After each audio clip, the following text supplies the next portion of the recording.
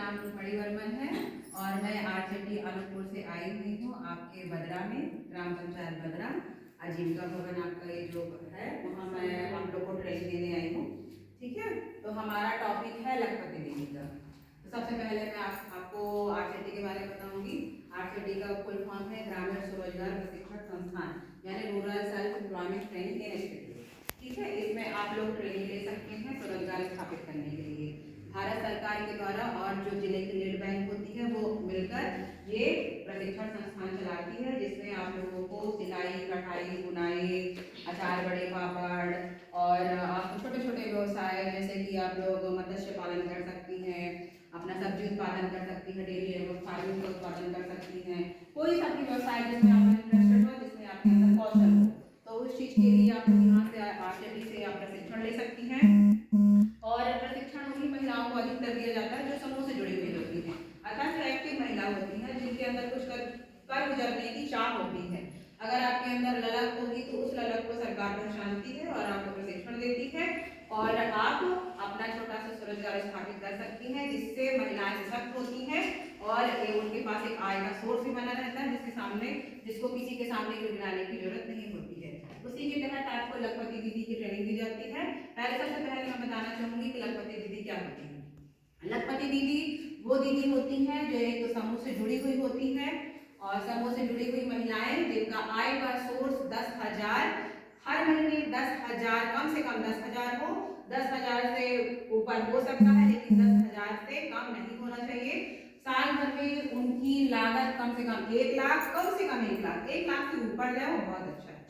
ये निरंतर रहना चाहिए और कम से कम अगर ये आपका 3 साल 4 साल अगर एक और रहता है तो आप लखपति दीदी के कैटेगरी में आती हैं और आप अपने व्यवसाय को बढ़ाने के लिए सरकार से लोन ले सकती हैं बिना इंटरेस्ट से और आप अपना अच्छा सा रोजगार स्थापित करेंगी और लोगों को जिस तरह आप सशक्त हुई हैं और महिलाओं को आप उस अपने व्यवसाय में शामिल कर सकती हैं और रोजगार दे सकती हैं, जिससे आप एक सशक्त महिला के रूप में जानी जाएंगी।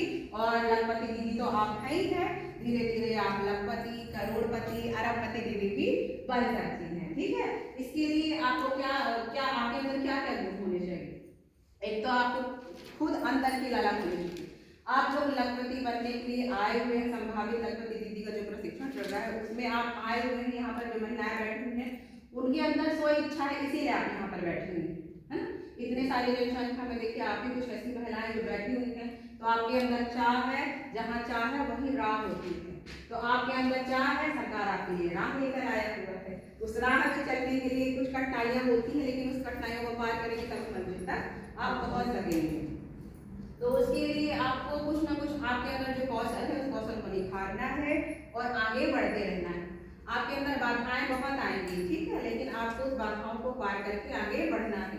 आपके अंदर जोखिम उठाने की शक्ति होनी चाहिए, स्व प्रेरणा होनी चाहिए, है ना, और अवसरों की पहचान करने की शक्ति होनी चाहिए। अगर आप ये सब चीज कर पाएंगे, अगर कोई समस्या आती है उसको निराकरण करने की समस्या होनी चाहिए और धीरे धीरे आपको नेट बैंकिंग से भी जुड़ना चाहिए।